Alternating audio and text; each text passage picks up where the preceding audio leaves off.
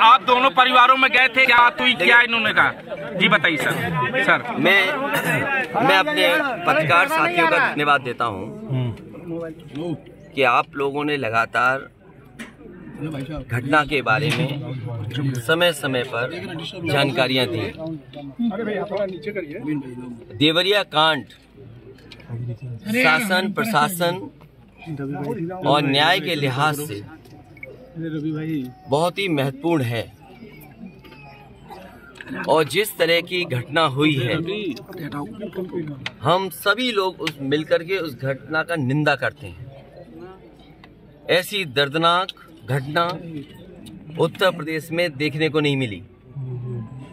इधर ऐसी घटनाएं नहीं हुई थी कि जहां पर इस तरह का घटनाक्रम हो कि लोगों की एक साथ इतने लोगों की जान चली जाए।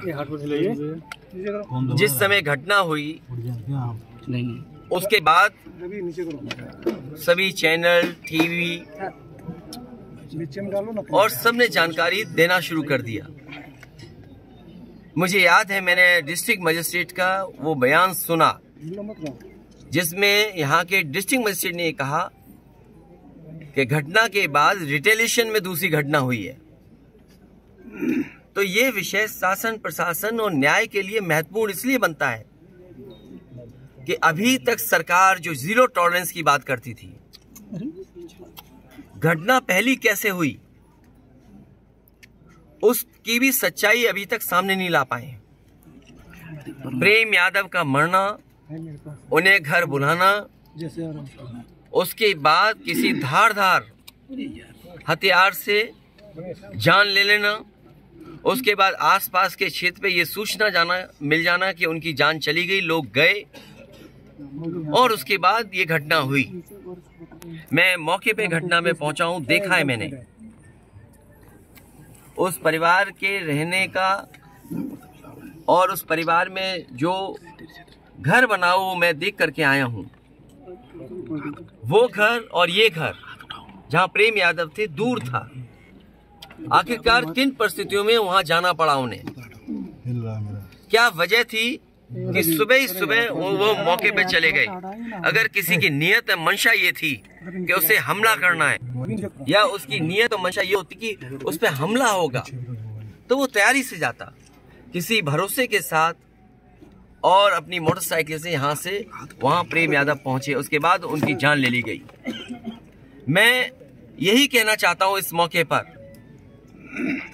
मुख्यमंत्री जी का गृह जनपद है, मंडल मत बोलिए क्योंकि दूसरा जिला बगल का जिला भी घर मानते हैं। देवरिया, गोरखपुर, कुशीनगर, महाराजगंज वो अपने आप को दावा करते हैं कि वो घर है उनका और जनता ने वोट भी दिया उन्हें। लेकिन जीरो टॉलरेंस वाले लोग इस तरह की भेदभाव फैलाएंगे, इस तरह की घटना होने देंगे और फिर उसका राजनीतिक लाभ लेना चाहेंगे आप। ये जितनी भी तस्वीरें आई हैं जो बीजेपी के नेताओं की आई हैं, तस्वीरें मैंने देखी हैं और लोगों ने चर्चा की उन तस्वीरों को देख करके। बीजेपी के लोग घटना से राजनीतिक लाभ लेना चाहते हैं। मैं उन्हीं बीजेपी के नेताओं से पूछना चाहता हूं कि जिस समय विकास दुबे उसकी गाड़ी पलटा करके इनकाउंटर किया था तो क्या उसके परिवार के लोगों से आपने गले लगाया था, गले मिलने गए थे आप? और याद कीजिए वो जगह कानपुर देहात की जहां एक पिता के सामने उसकी पत्नी और उसकी बेटी की जान ले ली बुलडोजर ने आग लगा करके। क्या ये बीजेपी के लोग उनके परिवार के लोगों से गला मिलाए लगे थे जाकर के? और मुझे याद है जब उसका परिवार का बेटा डीएम आवास में धरना दे रहा था ठंड में, उसके पूरे कपड़े उतरवा करके पुलिस ने पीटा था, उसको मारा था।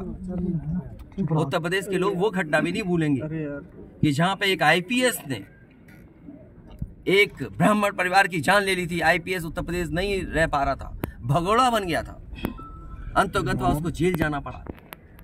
तो बीजेपी के लोगों से मेरी यही सलाह है, बहुत छोटे लोग हैं, किसी के दुख में चश्मा लगा करके तुम दुख प्रकट करना चाहते हो, इससे ज्यादा घटिया काम राजनीति में कोई नहीं कर सकता। और भेदभाव नहीं होना चाहिए। आप बुलडोजर से इस घर को डराना चाहते हैं। सवाल घर का गिरने का नहीं है, सवाल आपकी नीयत का है। और आपने अपने फैसले में ये स्वीकार कर लिया है कि आपके अधिकारी गलत थे और गलत अधिकारियों अगर नहीं थे वो अधिकारी गलत, तो बताइए आपको 20 अधिकारियों को सस्पेंड करना पड़ा, जो अधिकारी यहाँ रह भी नहीं रहे, कभी नौकरी किए थे। आपने बड़े अधिकारी क्यों छोड़ दिए? आपने क्या उनकी जिम्मेदारी नहीं बनती?